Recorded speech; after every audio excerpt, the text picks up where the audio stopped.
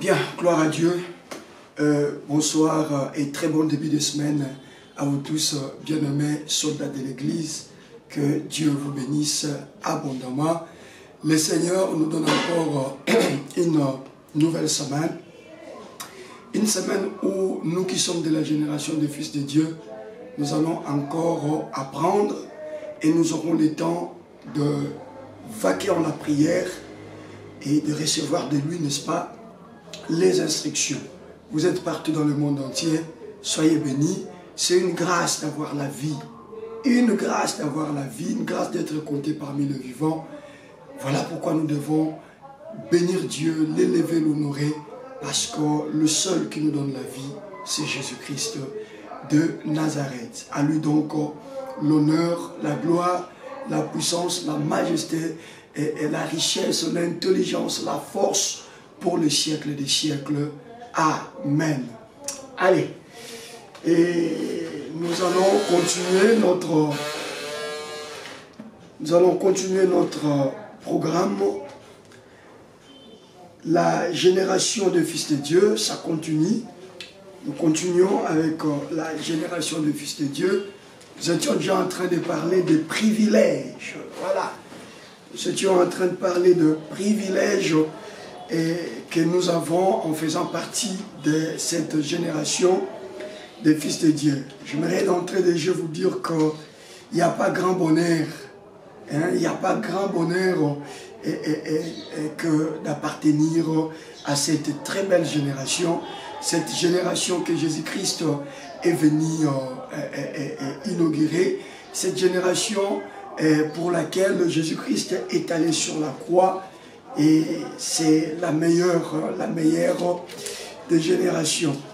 Je suis en train de vous en interdire chaque jour de rabaisser Dieu au niveau de la nourriture, de rabaisser Dieu au niveau des habits, de rabaisser Dieu au niveau de, je ne sais pas, d'une voiture ou d'une parcelle.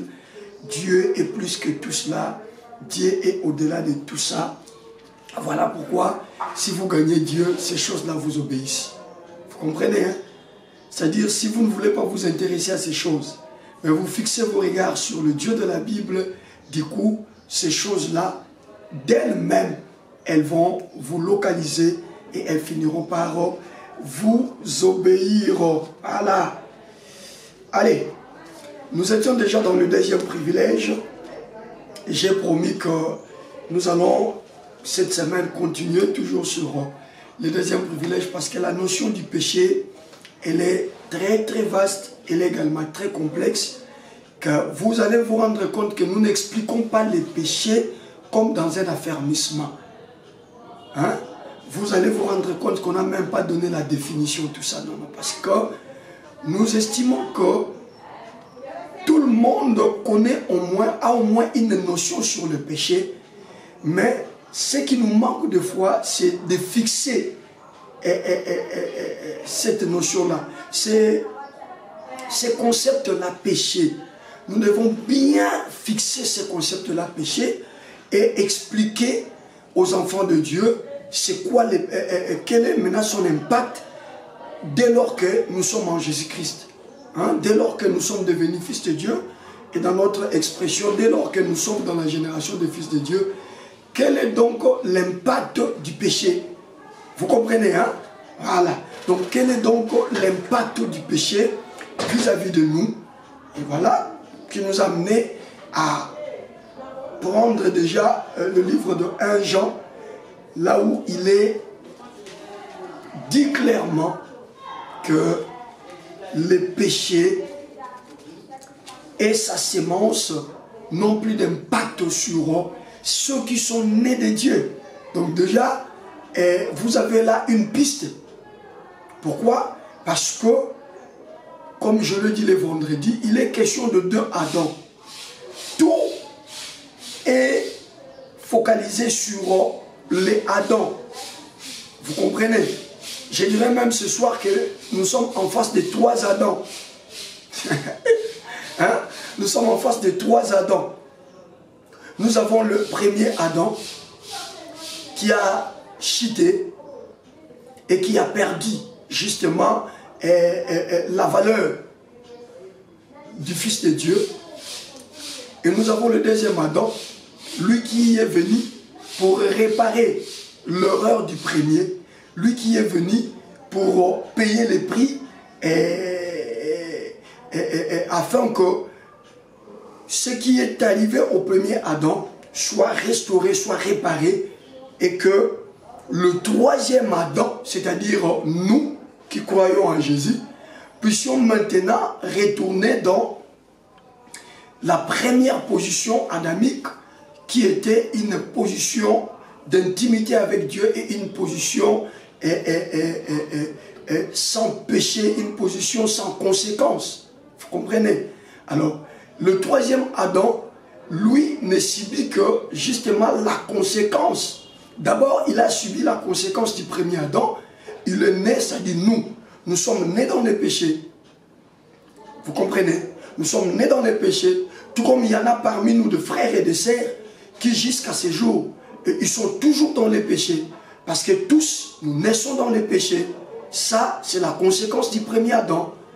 Et lorsque nous atteignons l'âge de la conscience et nous écoutons la parole de Dieu, nous comprenons que pour être rétablis dans notre état premier, nous devons crucifier le premier Adam afin de pouvoir ressusciter avec le second Adam. C'est bon? Afin de pouvoir ressusciter avec le deuxième Adam. Et nous venons à Jésus. Et la formule, c'est de le recevoir comme Seigneur et Sauveur. Et quand nous faisons cela, automatiquement, puisque le deuxième Adam, lui, est venu pour réparer l'erreur du premier, lui est venu pour rétablir ce que le premier Adam a détruit, automatiquement, quand nous venons au deuxième Adam, automatiquement, le péché et son pouvoir tombent.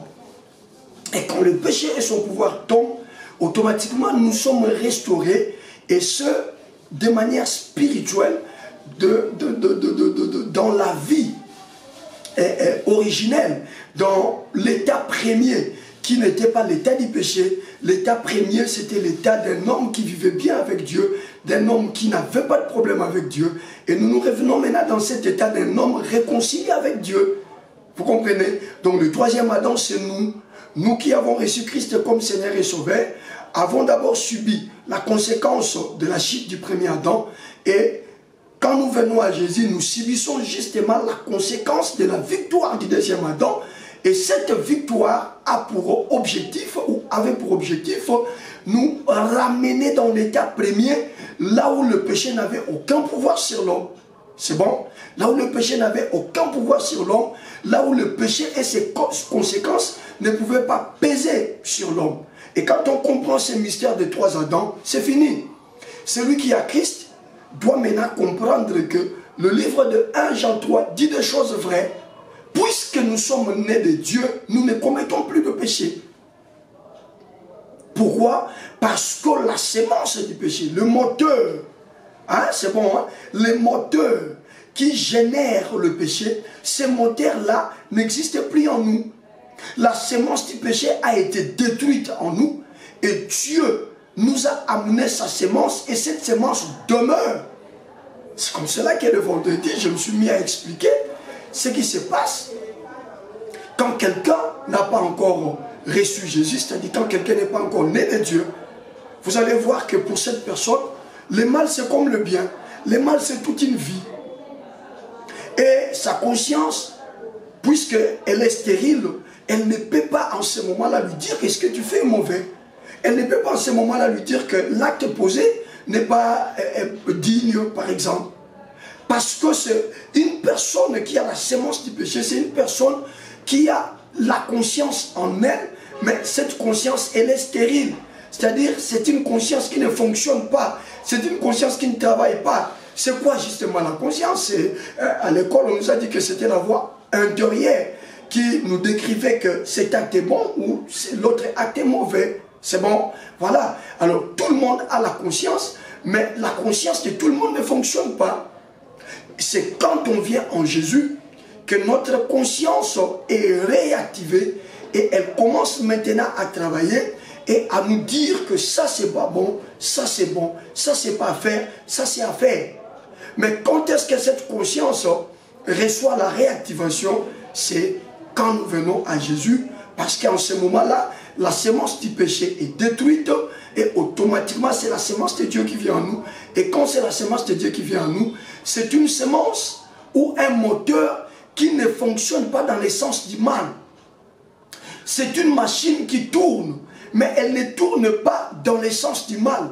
Elle tourne dans le sens du bien. Et elle vient directement communiquer le bien dans notre conscience. C'est bon? Et notre conscience, parce que Dieu vient de poser sa sémence au niveau de notre esprit. Et notre esprit est obligé de communiquer avec notre âme. Or, l'âme, c'est le domaine du sentiment, donc c'est là où se trouve même la conscience. C'est dans l'âme. Et quand l'esprit est renouvelé, et que la sémence du péché a disparu, alors c'est la sémence de Dieu qui arrive. La sémence de Dieu, déposée justement au niveau de notre esprit, commence maintenant à communiquer avec notre âme, le centre, le lieu de nos sentiments. Et c'est alors que nous commençons à voir clair que voler c'est pas bon, mentir c'est pas bon, commettre l'adultère c'est pas bon, vivre dans l'impudicité c'est pas bon, l'immoralité sous toutes ses formes c'est pas bon.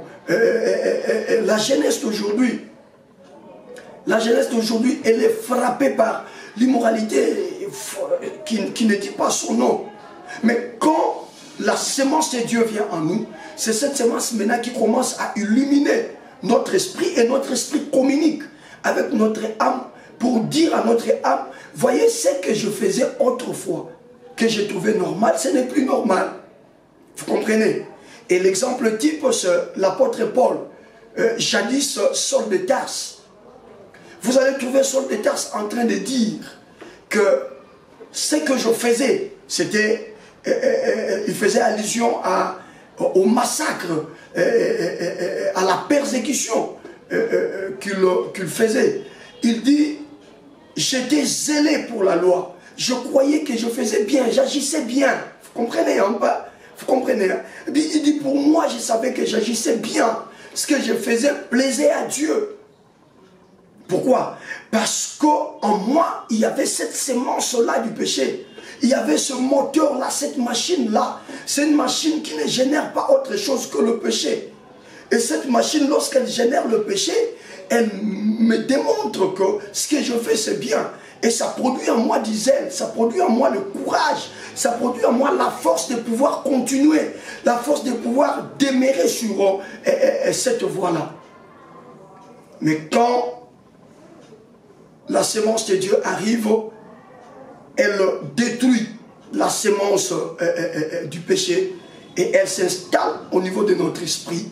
Automatiquement, notre esprit commence maintenant à communiquer à notre âme là où se trouvent nos sentiments pour dire à notre âme, attention, l'avortement que tu faisais autrefois, c'est pas bon. Et le mensonge que tu proférais autrefois, c'est pas bon. Insulter, c'est pas bon. Voler, c'est pas bon. Mentir, c'est pas bon. Ça se passe maintenant au niveau de notre âme. La sémence de Dieu dans notre esprit illumine notre esprit. Notre esprit voit maintenant clair ce qui est bon et ce qui est mauvais. Et notre esprit communique à notre âme. Et ça crée en nous un nouveau caractère. C'est bon. Ça crée en nous un nouveau caractère. Et maintenant, le problème, c'est que quand la sémence de Dieu arrive, la sémence du péché automatiquement disparaît. Elle cède la place à la sémence de Dieu. Or, j'explique la sémence comme étant une machine. C'est bon. Comme étant les moteurs qui génèrent. Vous comprenez? Alors, tout celui qui a reçu Christ comme Seigneur et Sauveur, en lui, il n'y a plus de sémence du péché. Il n'y en a plus. Il n'y en a plus. Le moteur qui génère le péché, le moteur qui produit le péché, dans les chrétiens, il n'y en a plus. Il n'y en a plus. C'est la parole de Dieu. Celui qui est né de Dieu ne commet pas les péchés. Parce qu'une source ne peut pas donner deux sortes d'eau. De l'autre côté de l'eau vive et de l'autre côté de l'eau sale. Ou de de l'eau impure. Non. Si la source est une source d'eau impure, elle donnera toujours de l'eau impure. Mais si la source est une source de l'eau pure ou de l'eau potable, elle donnera toujours de l'eau potable. Et donc la sémence de Dieu en nous, nous donne les caractères de Dieu. Or, l'ivrognerie, l'impudicité, l'adultère, le vol, tout ça, c'est des produits. Hein, c'est des produits de la source du péché, la sémence du péché. Et quand cette sémence est ôtée en nous, automatiquement, c'est le péché qui est ôté en nous. C'est bon. C'est le péché qui est ôté en nous. C'est là où maintenant nous parlons du deuxième privilège en tant que membre de la génération de fils de Dieu, en tant que fils et fille de Dieu, que le deuxième privilège, c'est que nous avons la victoire sur le péché. La victoire sur le péché, nous l'avons. C'est comme cela que je vous ai interdit de vous appeler pécheur. Je vous ai interdit de vous qualifier faible. Vous ne l'êtes pas en réalité. Parce que vous ne pouvez pas vivre avec la sémence de Dieu et rester dans la faiblesse. Mais comme promis, j'avais dit que nous allions exploiter. Parce que ça, tout ça, c'était dans l'introduction. Mais le point que nous sommes en train d'exploiter, c'est la victoire sur le péché. Alors nous devons venir avec des preuves que nous avons la victoire sur le péché. Et après quoi? Nous allons répondre à la question, maintenant que nous sommes au Seigneur, lorsqu'il nous arrive de tomber, qu'est-ce que nous faisons en ce moment-là? Et quel est le remède? Est-ce que c'est avec conséquence ou c'est pas est-ce que c'est avec conséquence ou sans conséquence? Ça, nous allons répondre avec ça. Toujours cette semaine, si le Seigneur nous fait grâce, avant peut-être de clôturer la semaine, nous allons tenter par la grâce de Dieu et par la petite connaissance que le Seigneur nous donne, de répondre à cela. Alors, j'avais promis d'exploiter pratiquement tout le chapitre 6. Tout le chapitre 6 de Romains. Alors, vous prenez par exemple Romains chapitre 6, le verset 14. Romains chapitre 6, le verset 14 dit clairement que le péché ne sera plus votre maître, car vous n'êtes plus sous le régime de la loi, mais sous celui de la grâce. Ça, c'est selon ma traduction. Mais lui, c'est qu'on parle du pouvoir. Lui, c'est qu'on dit, vous n'êtes plus sous le pouvoir du péché. Romains chapitre 6, le verset 14. On dit, le péché ne sera plus votre maître. Bon, remontons un peu pour avoir une idée nette. Nous prenons à partir du verset 12e. Romains chapitre 6, verset 12 à 14. Je lis au nom de Jésus. Ne laissez pas les péchés gouverner ce corps, puisque c'est un mort. Ne faites donc pas par toutes ces volontés. Le péché a besoin de vos membres pour le mauvais combat. Ne le lui livrez pas, puisque vous êtes passés de la mort à la vie. Offrez-vous à Dieu et mettez vos armes, vos membres, au service de la sainteté. Le péché ne sera plus votre maître, car vous n'êtes plus sous le régime de la loi, mais sous celui de la grâce. Or, si vous rentrez dans le premier verset de Romains 6, on dit après cela, que devons-nous dire? Allons-nous rester dans le péché pour faire multiplier la grâce? Sûrement pas. Sûrement pas. Pour le péché, nous sommes devenus des morts. Nous sommes devenus des morts. Faut-il qu'il nous retrouve vivants? Vous le savez.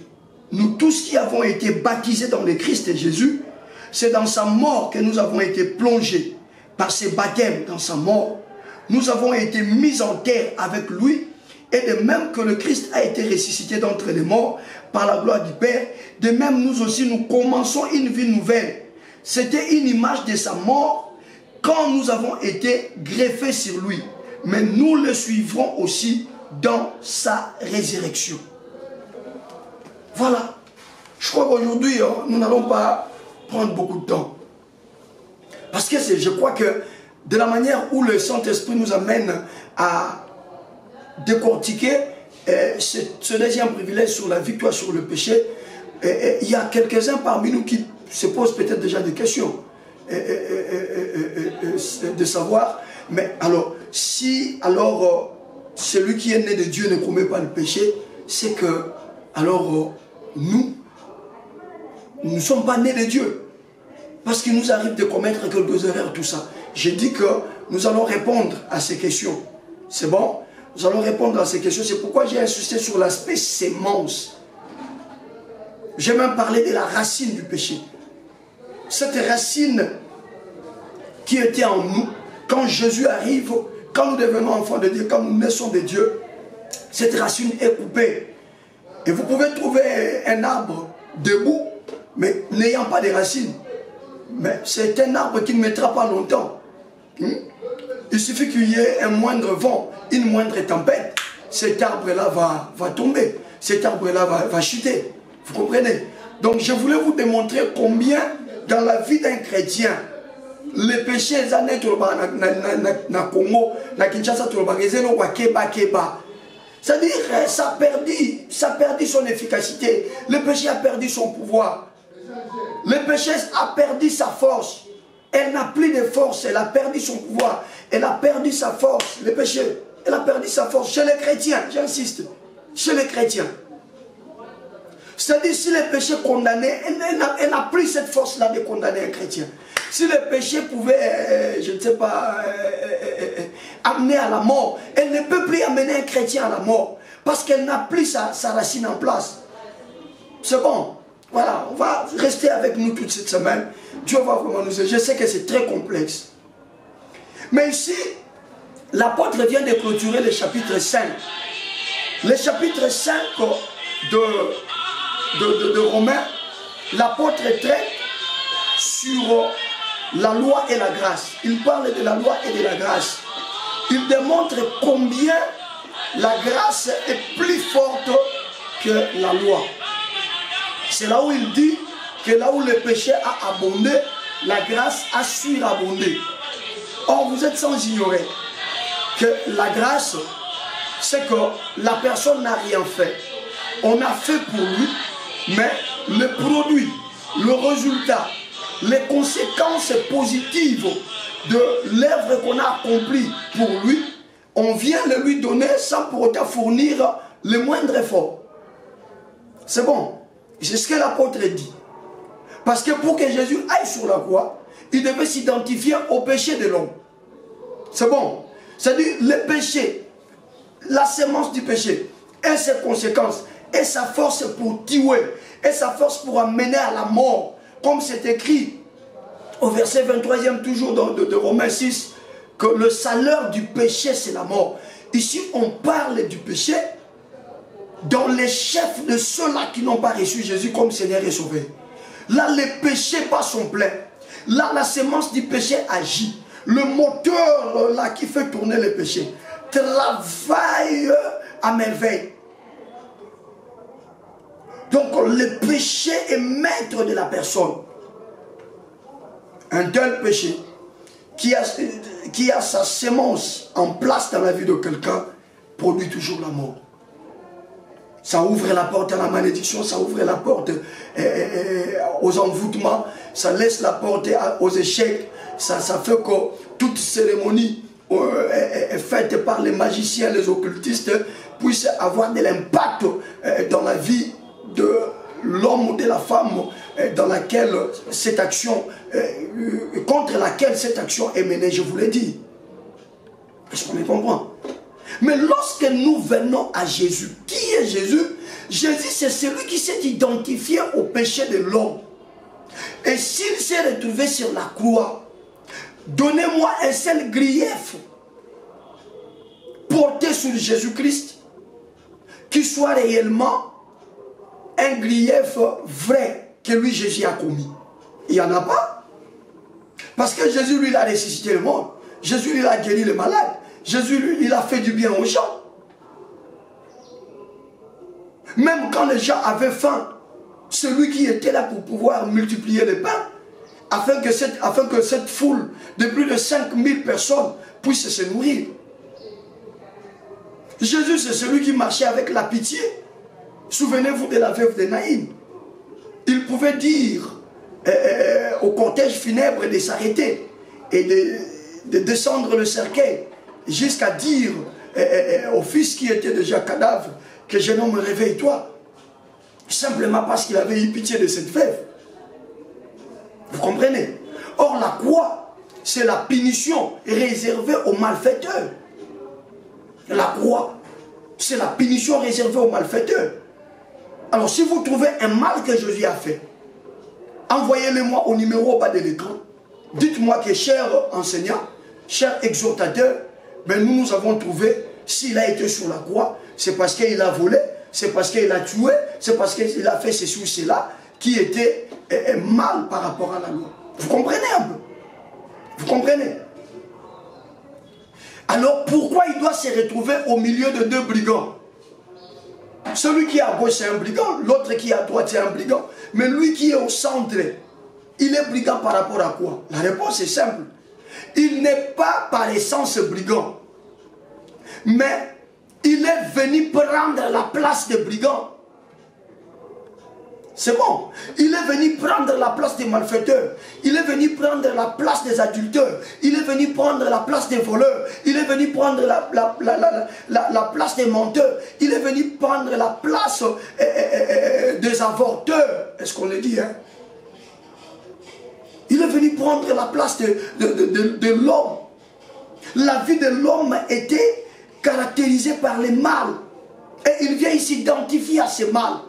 Et donc, la punition, vous comprenez, hein? La punition qui est dit pour les pécheurs dans Romains chapitre 6, verset 23. Le salaire du péché, c'est la mort. Cette punition-là ne concerne plus ceux qui sont en alliance avec Jésus. Cette punition-là ne concerne plus ceux qui ont reçu Christ comme Seigneur et Sauveur, parce que ce sont ceux-là qui sont de la génération des fils de Dieu. Donc, tel que tu es là, membre de la génération des fils de Dieu, comme moi, la sanction de la mort ne nous concerne pas. Je dirais même ne nous concerne plus. Elle nous concernait quand nous étions sans Dieu. Elle nous concernait quand nous marchions sans Jésus. Mais maintenant que nous avons accepté de le recevoir comme notre Seigneur et notre Sauveur, nous avons accepté de laisser notre vie afin que lui puisse nous conduire, c'est fait et ça y est. Cette sanction ne pèse plus sur nous parce que lorsqu'on veut venir nous la réclamer, nous n'avons rien à dire. Mais nous allons leur dire, allez auprès de Jésus parce que c'est lui qui a payé à notre place. Allez auprès de Jésus parce que c'est lui qui a subi à notre place. Mais pour le reste des hommes qui nous écoutent et qui nous suivent en train parfois d'exhorter et de prêcher, mais qui eux ne veulent pas venir à Jésus, Romains 6, 23 reste valable. Ils sont exposés et ils sont à la merci de tout ce qui est conséquence du péché. Ici, j'insiste, que vous soyez une personne d'une bonne moralité ou pas, cela importe peu. Vous pouvez avoir une bonne moralité, mais cette moralité, vous l'appliquez sur un socle qui est un mauvais socle. Le socle, c'est le péché originel. Vous êtes né avec ce péché et ce péché n'a jamais été ôté. Quand est-ce que ce péché est ôté? Ce péché est ôté lorsque la personne vient à Jésus. Parce que c'est le seul qui a ôté le péché du monde. Souvenez-vous, Matthieu chapitre 3, Jean le baptiseur le voit et il dit à tout le monde qui était au Jourdain, voici l'agneau de Dieu qui ôte les péchés du monde. Donc il n'y a pas un autre sacrifice qui ôte les péchés du monde. Selon Hébreux chapitre 9 qui dit clairement que le sang des taureaux et des boucs ne peuvent pas ôter les péchés du monde. Il ne faisait que couvrir les péchés du monde. Mais quand Jésus arrive, Jean déclare de lui que c'est lui qui ôte le péché du monde. Mais pour que ton péché là soit ôté, Jésus l'a déjà ôté sur la croix. Mais pour que chez toi ça soit activé, tu as besoin de venir à Jésus. Or, par rapport à la loi, tous ont péché et sont privés de la gloire de Dieu. Cela veut dire qu'à chaque péché commis correspond une sanction. À chaque péché commis correspond une malédiction. À chaque péché commis correspond un échec, correspond un mauvais sort, correspond une maladie. Vous comprenez? Ça, c'est par rapport à la loi. Or, par rapport à la grâce, il y a quelqu'un qui a commis le péché, mais au lieu que la personne soit sanctionnée, Jésus vient s'interposer et dit, ne les frappez pas, frappez-moi. Vous comprenez maintenant la différence? C'est comme ça que l'apôtre, lorsqu'il traite de ces problèmes, de cette problématique entre la loi et la grâce, il dit, plus le péché abonde, plus également la grâce abonde. C'est-à-dire, si avec des péchés, la personne peut être condamnée par la mort, alors, quand la grâce arrive, la grâce vient prendre ces deux péchés-là, qui étaient passibles à une punition de la mort. La grâce vient prendre ces deux péchés-là. La grâce accepte de payer la mort, accepte de payer les prix liés à la mort par rapport au péché qu'elle, la grâce, n'a pas commise. Alors, qu'est-ce qui va se produire? La personne qui a commis le péché, les gens attendront longtemps qu'il soit sanctionné. Ils ne verront pas la personne sanctionnée. Bien au contraire, s'il devait vivre 50 ans encore, puisque la grâce a surabondé, la grâce va lui accorder 100 ans. C'est bon? Mais la porte d'entrée à la grâce, c'est ça le vrai problème, s'appelle Jésus. Ce n'est pas un autre nom, je ne sais pas qui ou quelle est la personne qu'on peut vous indiquer. La grande porte de la grâce, c'est Jésus. Parce que la loi, ça a été prouvé que aucun prophète, aucun juge, je ne sais pas, aucun roi n'a été à mesure de dompter cette loi. Mais il fallait que le deuxième régime arrive, qui soit justement un régime supérieur au premier régime. Et ce régime supérieur, ça s'appelle la grâce. C'est comme cela maintenant, au verset 6e, l'apôtre commence à nous présenter, déjà parti au chapitre 6e à partir du premier verset, il nous présente, il dit, alors, si tel est le cas, est-ce que nous devions-nous continuer à vivre dans le péché parce que la grâce a surabondé? Tu vois maintenant comment l'apôtre introduit la chose? Il dit non, c'est impossible. Parce que par Jésus-Christ, par la mort de Jésus-Christ, nous sommes morts avec le péché. Donc nous, on va s'arrêter par là aujourd'hui. Le péché dans mon corps, c'est quelque chose du passé et koufa. Je vous ai dit qu'on va vraiment exploiter Romains 6. Ça, nous sommes dans les premiers versets. Le péché, c'est une histoire du passé pour moi. Vous comprenez maintenant comment ça rejoint l'apôtre Jean lorsqu'il dit que celui qui est né de Dieu ne commet pas de péché. Parce que cette naissance, nous l'avons acquis au moyen de la mort de Jésus. Et Jésus sur la croix, il rendait l'âme, il mourait. À cause de quoi? C'est à cause des péchés de l'homme. Donc le péché a été mort avec Jésus. Alors si aujourd'hui, je commence moi à vivre dans le péché, c'est comme si j'ai ressuscité avec le péché. Alors que dans ce mystère, on n'est pas ressuscité avec le péché. On est mort dans le péché, mais on est ressuscité en Christ. Vous comprenez? C'est-à-dire, c'est par rapport au caractère. On est mort avec le caractère du péché, mais lorsqu'on ressuscite, on est ressuscité avec le caractère de Dieu, le caractère de Jésus. Alors si Jésus n'a pas commis de péché, une personne ou un chrétien ressuscité, un membre de la génération des fils de Dieu, c'est quelqu'un qui ne commet plus de péché. C'est quelqu'un qui n'a plus le péché. Même son raisonnement, il ne réfléchit plus en termes du péché. Parce que nakufa. Dozo ya musumu kiwana. Nakufa, nanzela baptême. Au travers les eaux des baptêmes. Parce que par baptême, nous disons, nous mourons avec nos péchés. Et lorsqu'on nous sort, on dit, nous ressuscitons avec Christ. Vous voyez maintenant? C'est-à-dire, nous mourons avec nos péchés. Mais quand on ressuscite, le péché reste sur la tombe, dans la tombe plutôt. Mais nous nous ressuscitons maintenant avec un autre caractère. Et ce caractère, c'est le caractère de Jésus. Nous ressuscitons avec Jésus. C'est-à-dire nous devenons les autres de Jésus. Des hommes et des femmes qui ne commettent pas de péché, c'est nous. Vous comprenez pourquoi l'apôtre dit celui qui est né de Dieu ne commet pas le péché. Donc, là, on ne peut pas devenir chrétien si on n'a pas été ressuscité avec Jésus. Or, on ne peut pas parler de la résurrection si au préalable, on n'est pas passé par la mort. Alors, on meurt toujours de quelque chose. Alors, quand on est passé par la mort, on est passé par la mort pour quel objectif? Oui, nous mourions avec nos péchés. Parce que pour que ce corps soit délivré du péché, il fallait cette mort-là. C'est comme cela que nous mourions avec nos péchés et nous ressuscitions avec Jésus. Et donc, oui, c'est Koufa, on est hein, maman? Quand tu te mets en colère là, 50 jours, tu as des gens avec lesquels tu ne parles pas. Ça ne te ressemble pas. Ça, c'est pas pour la génération des fils de Dieu. La génération des fils de Dieu, c'est la génération des hommes et des femmes qui ne commettent pas les péchés. Est-ce qu'on m'a compris? Ouais, c'est des hommes et des femmes qui ne commettent pas les péchés.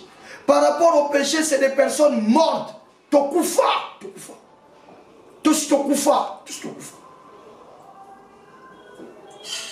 Et si nous vivons là,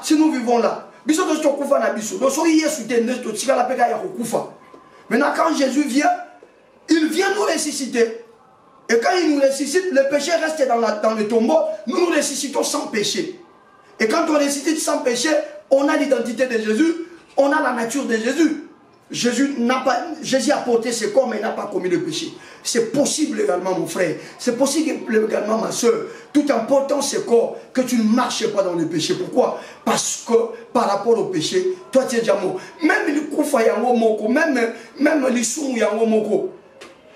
Tant que tu as le baraka, azo sala lisumba, azo mutamasoum, lisumba yango zo kambiye, akufa nanga kala. Pona vie na yenga na tika na tombeau.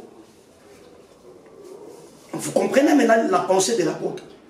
L'apôtre dit, mais lorsque nous revenons encore pour commettre les mêmes erreurs que nous commettions quand nous étions sans Christ, en ce moment-là, c'est comme si nous sommes allés ressusciter le péché dans la tombe où elle est restée. Parce que c'est impossible. À cause de Jésus-Christ. C'est pourquoi je vous ai toujours encouragé, si tu n'es pas encore passé par les baptêmes des eaux, il faut aller prendre ces baptêmes. C'est un très grand acte significatif et symbolique pour le royaume, que tu as été mort avec le péché et tu as été ressuscité avec le Seigneur. Et si le baptême que tu as reçu n'est pas un baptême par immersion où on t'a trempé entièrement, on t'a plongé totalement dans l'eau, je t'encourage de prendre les baptêmes qui soient compatibles à la parole de Dieu. Les baptêmes que Christ lui-même a reçus. On lui a pris par Jean. Jean lui a plongé entièrement dans l'eau et il lui a sorti. Vous comprenez? Et donc tel qu'on est là, nous ne sommes pas des pécheurs. Un, la semence du péché n'est plus en nous. Deux, nous sommes morts par rapport au péché. Et nous sommes ressuscités par rapport à la vie. Et donc aucune conséquence du péché sur nous. Et puis, on ne peut pas venir aujourd'hui nous dire que nous sommes des pécheurs. Parce que si j'accepte que je suis un pécheur, c'est que j'accepte que Christ n'est pas en moi. Et si Jésus vit en nous, c'est parce qu'en nous, il n'y a plus de semence du péché. Et c'est ça la vraie vérité. Je sais que c'est dur. Mais nous sommes des soldats de l'Église, nous devons comprendre ça. Et donc la victoire sur le péché, nous l'avons acquise le jour où nous sommes nés de Dieu, où nous avons reçu Jésus comme étant notre Seigneur et notre Sauveur. Allez, on s'arrête par là pour aujourd'hui. On va continuer sur Romains 6. On continue demain, le mercredi également. Et le jeudi, si tout va bien, le vendredi, on va faire un effort pour tenter de donner quelques questions qui vous passent à l'esprit. Hein? Quelques questions qui vous passent à l'esprit. Retenez que celui qui est né de Dieu ne commet pas de péché. Retenez ça. Pourquoi il ne commet pas de péché? Parce que en Jésus-Christ, la personne est morte avec ses péchés, mais Jésus vient le ressusciter sans péché. Donc tu as été ressuscité sans péché et tu as la nature de Jésus, tu es un autre Jésus. Et puisque Jésus ne commet pas de péché, toi aussi c'est possible que tu mènes une vie sans commettre le péché. D'accord? Allez, on va bénir le Seigneur en acclamant, en acclamant, en acclamant. Acclame le roi des rois, acclame le Seigneur des seigneurs, acclame Jésus-Christ, le Saint d'Israël, le puissant de Jacob. Acclame pour lui, il est merveilleux, il est merveilleux. Vous savez, les choses que nous sommes en train de décortiquer, si vous le pénétrez, vous allez comprendre que Jésus est merveilleux. Vous allez comprendre que Jésus est extraordinaire. Bandeko soki yeso yakati. Nzunzo yakolobela makambo to zongo wapi. Soki yeso yakati. Tamsunde si basala biso ba cérémonie misu to koma banganga. Ba mususu na ebitende si ba fula mu pepe moko boye okoma na yo mutu moko rana balabala. Mais heureusement que Jésus est venu. Et Jésus a fait de nous une génération de fils et de filles de Dieu. Et c'est cette génération que la création attend qu'elle puisse se manifester, qu'elle puisse se révéler. N'oubliez pas, c'est le verset clé du mois. La création attend avec un ardent désir la révélation des fils et des filles de Dieu. Nous sommes là. Tout ça, nous sommes en train de décortiquer. Et à la fin du mois, nous allons tous nous rendre compte que cette année, nous devons nous manifester, que cette année, nous devons nous révéler. Déjà, vous avez deux privilèges. La victoire sur le démon et sur le diable lui-même, et maintenant la victoire sur le péché. Parce que vous allez voir les choses auxquelles nous allons décortiquer. Si vous ne comprenez pas que vous avez la victoire sur le péché, le diable a un piège qu'il vous tend. Aux chrétiens, mais piège, on a ces canaux sans koyeba. Et je vais décortiquer ça, je crois, le mercredi. Je vais vous parler de ces pièges. Et vous devez vous libérer de ces pièges pour aller de l'avant avec Dieu. Alléluia. Est-ce qu'on peut élever nos deux mains, commencer à bénir Jésus? J'aimerais ici qu'avec toute la concentration, nous puissions bénir Jésus pour ce qu'il a accompli pour nous sur la croix. Élevons nos mains. Commençons à bénir Jésus pour ce qu'il a fait pour nous sur la croix. Élevons Jésus pour l'œuvre qu'il a accomplie sur la croix. Si tu as compris ce message, tu vas te rendre compte que la grâce a été inaugurée sur la croix. Il fallait que Jésus s'identifie à notre péché et qu'il aille sur la croix. Et aussitôt arrivé sur la croix, il paye le prix. La grâce est désormais disponible. La grâce est désormais disponible. Voilà qui fait que tu sois chrétien aujourd'hui. Voilà qui fait que tu sois chrétienne aujourd'hui. Voilà qui fait que tu confesses le nom de Jésus aujourd'hui. Toi qui n'en avais pas le droit jadis, mais tu en as reçu le droit à cause de la croix, à cause de ce qu'il a accompli. Élève-le demain. Commence à le bénir pour l'œuvre de la croix. Commence à le bénir pour l'œuvre de la croix. Priez, priez, priez, priez.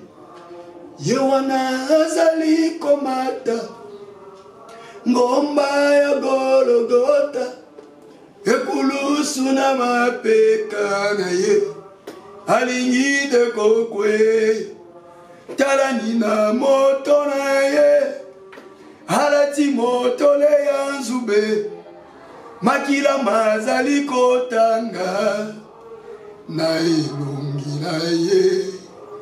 Oh, Nkolo Yesu, amona kipasi. Oh, Nkolo Yesu, pate na Nzambe. Oh, Nkolo Yesu, amona kipasi.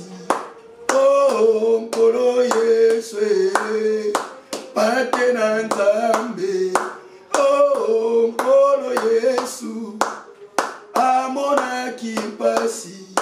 Oh, Nkolo Yesu, pate na Nzambe. Yahweh, Yahweh, Yahweh, Yahweh, Yahweh, Yahweh, Yahweh, Yahweh. Dilobadini ya motu ya pe ya lokumu bana na yo bakolo banona pokwa lelo.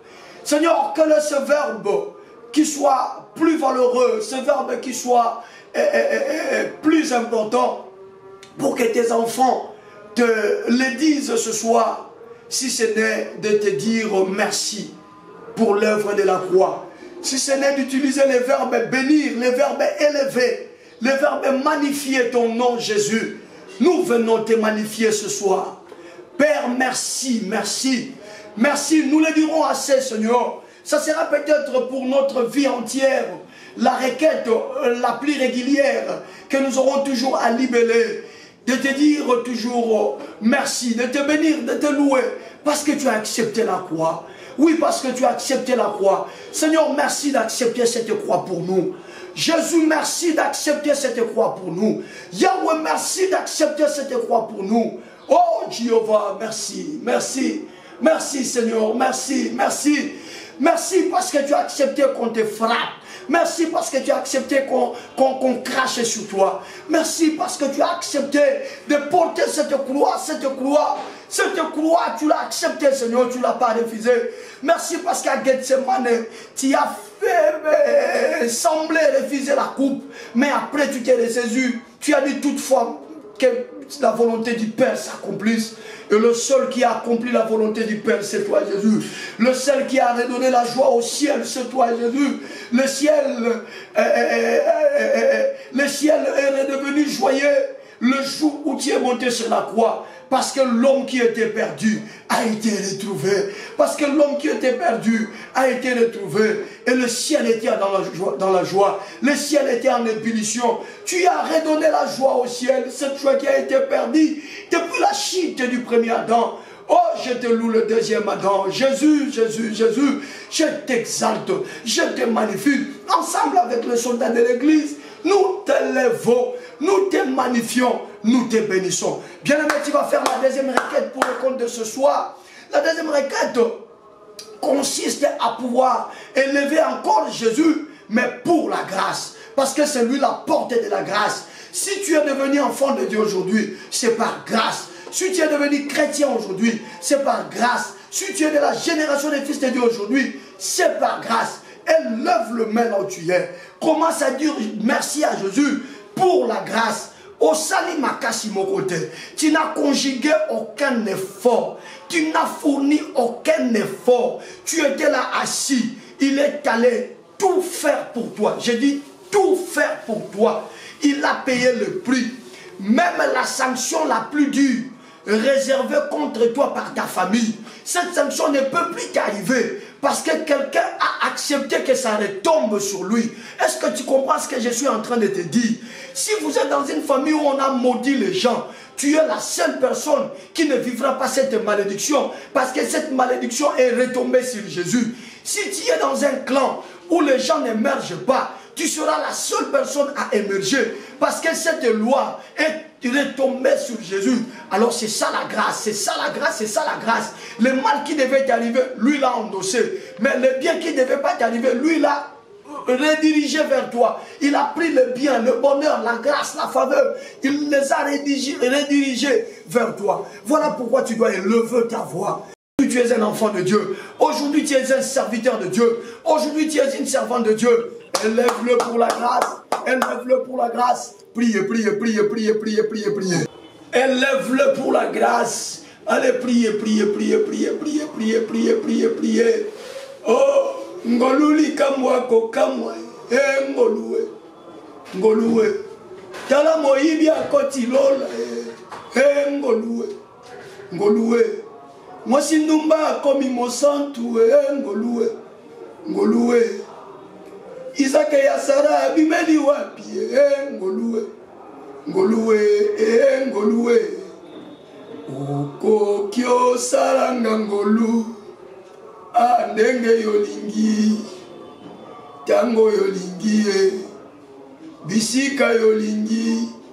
Oh, si tu veux, Seigneur Jésus, tu peux faire grâce.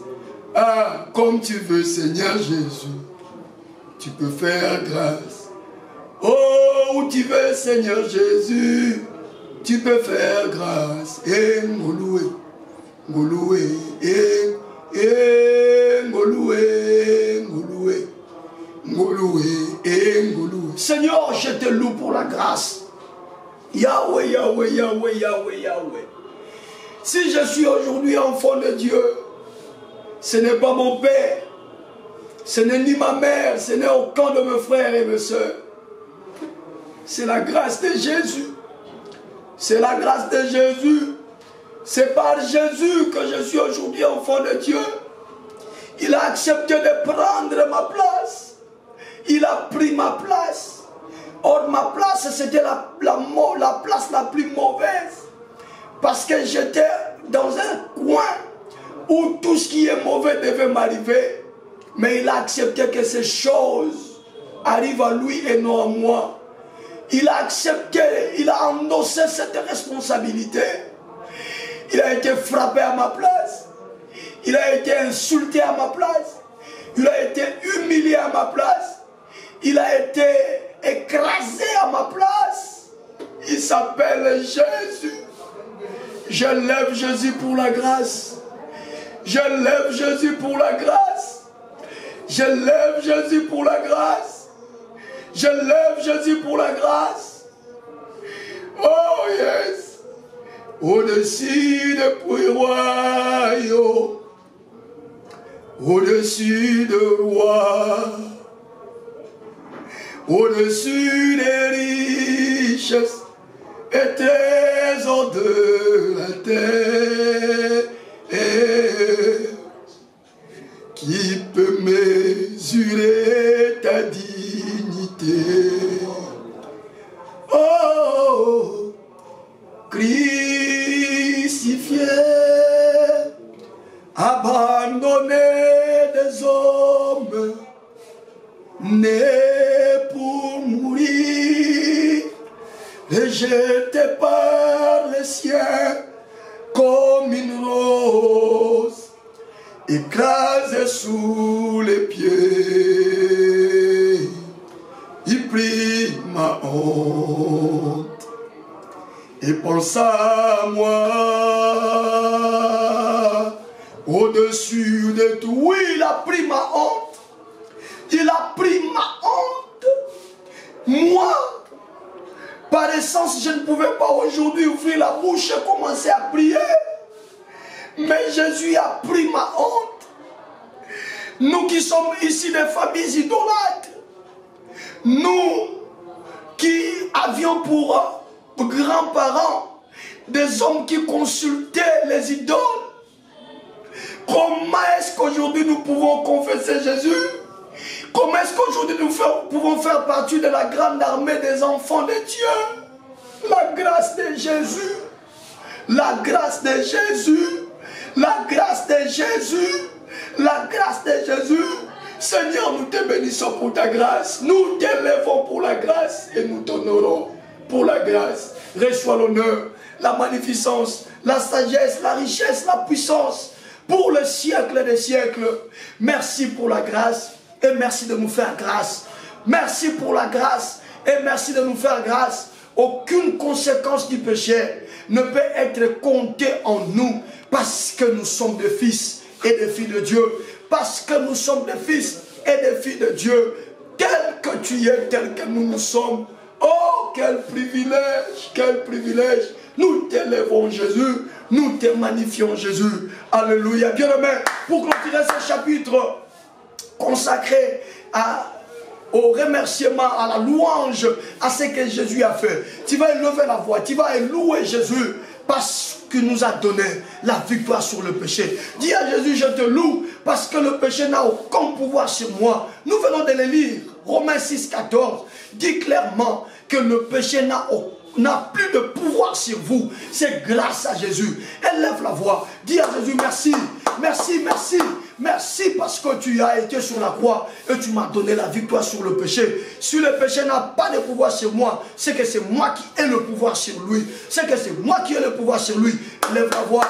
Bénis Jésus. Bénis le roi des rois. Bénis-le, bénis-le, bénis-le, bénis-le, bénis-le, bénis-le, bénis-le, bénis-le, bénis-le. Bénis-le, bénis-le, bénis-le, bénis-le, bénis-le, bénis-le. Yahweh, encore une fois ce soir, nous venons te dire merci. Nous venons t'honorer et te louer parce que tu nous as donné la victoire sur le péché. Parce que tu nous as donné la victoire sur le péché. Parce que tu nous as donné la victoire sur le péché. Parce que tu nous as donné la victoire sur le péché. Le péché n'est pas maître de nous. Le péché n'a aucun pouvoir sur nous. Simplement parce que tu as été sur la croix. Parce que tu nous as rachetés, parce que tu as payé le prix et le péché a été désarmé. Et le péché a été désarmé. Lui et ses conséquences, ils ont été désarmés. Ils ont été désarmés. Ils ont été désarmés. Nous te louons, oh Dieu, parce qu'au travers de ces enseignements, tu nous donnes la conscience que le péché, alors le péché, quelle que soit sa forme, n'a aucun pouvoir sur nous. Nous te louons pour la victoire que tu nous as donnée sur le péché. Nous avons réellement, et vrai, c'est sincère, c'est réel et c'est véridique. Nous avons le pouvoir sur le péché. Oui, c'est vrai, nous avons le pouvoir sur le péché. Oui, c'est vrai, nous avons le pouvoir sur le péché. Oui, c'est vrai, Seigneur, que nous avons le pouvoir sur le péché. Alléluia. Règne, Seigneur Jésus, règne. Reçois la louange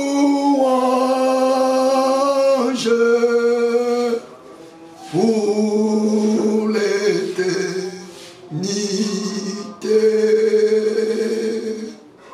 Oh, règne, Seigneur Jésus, règne. Reçois la louange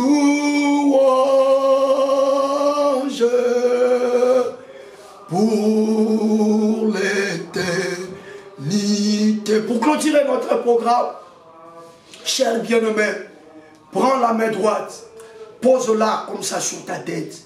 Et si tu peux déclarer après moi, et après je te laisserai le temps de pouvoir prier. L'apôtre dit, maintenant que vous comprenez ce que c'est que la grâce, vous n'avez aucune raison de livrer vos membres dans le péché.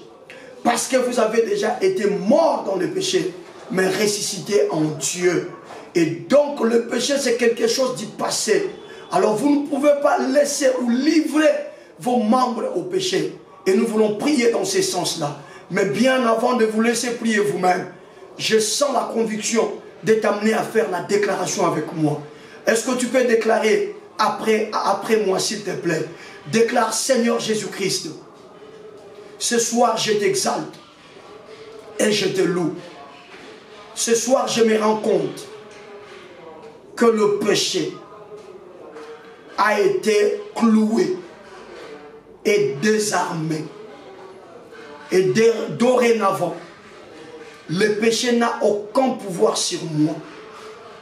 Il n'a aucun pouvoir sur moi. Et d'ailleurs, moi et lui ne marchons plus sur la même voie. Si je marche à droite, et lui doit marcher à gauche. Si je marche à gauche, lui doit marcher à droite. Parce que j'ai la nature de Jésus. Jésus avait ce corps, mais ne l'a pas livré au péché. Moi également, je ne peux pas livrer mon corps au péché. Au péché. Ce soir, Seigneur, je prends la décision et je compte sur l'appui du Saint-Esprit que je ne veux pas réguler. Le péché a été mort. Je ne le ressusciterai pas. Je jouis de la nature de Jésus. Et je suis comme Jésus.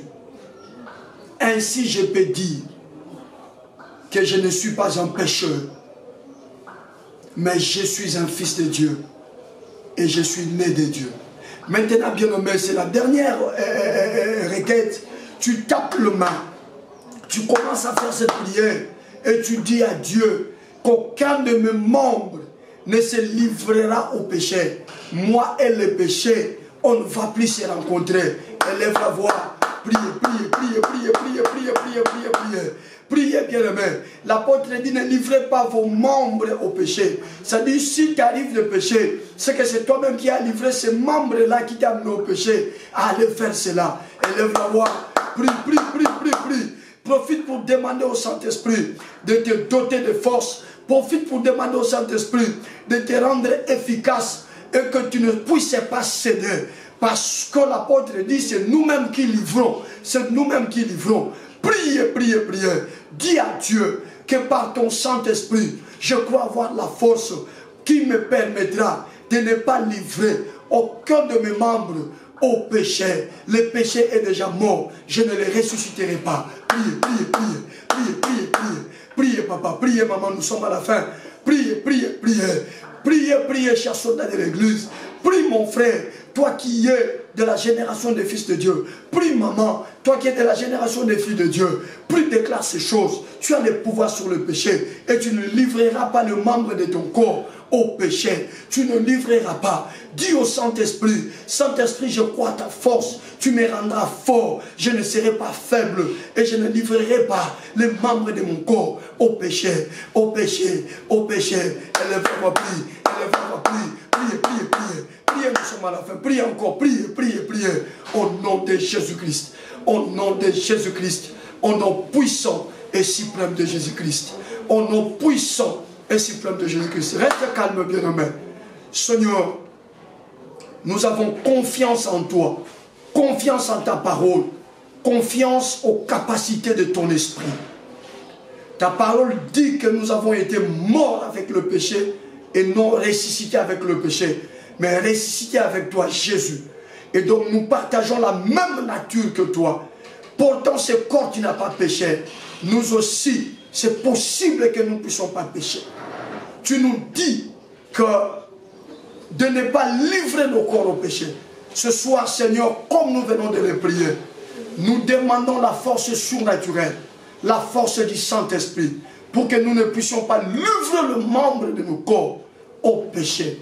À cause du Saint-Esprit, nous ne livrerons pas nos membres au péché. Nous ne serons pas dans le péché et nous n'irons pas dans la frontière du péché. À cause de la force du Saint-Esprit, nous pouvons crier haut et fort que le péché n'a aucun pouvoir sur nous, mais c'est nous qui avons la victoire sur le péché. Entre tes mains, Seigneur, c'est tous tes serviteurs et tous les soldats de l'Église qui ont prié avec nous en ce moment. Que ta main toute puissante, Seigneur, nous accompagne. Ta parole est efficace, ta parole est puissante. Puisque nous croyons à cette portion de ce soir, nous savons que le péché n'aura aucun pouvoir sur nous, mais nous serons toujours au-dessus du péché. Que ta bénédiction et ta paix, également ta protection, se reposent sur tout et chacun de nous, au nom puissant et glorieux de Jésus. 3 fois nous disons Amen. Amen. Amen. Amen. Gloire à Dieu. On acclame pour le Seigneur. Voilà, que le Seigneur, le Dieu Tout-Puissant, vous bénisse. Bien-aimés soldats de l'Église, c'est le début d'une nouvelle semaine. Nous allons nous retrouver encore demain. Nous allons croire que si le Seigneur ne revient pas, il nous donnera encore l'occasion de nous retrouver pour prier son nom et recevoir de lui les enseignements. Je vous aime. Soyez bénis. Le numéro au bas de votre moniteur pourrait vous servir pour entrer en contact avec nous. On se retrouve demain avec la même énergie.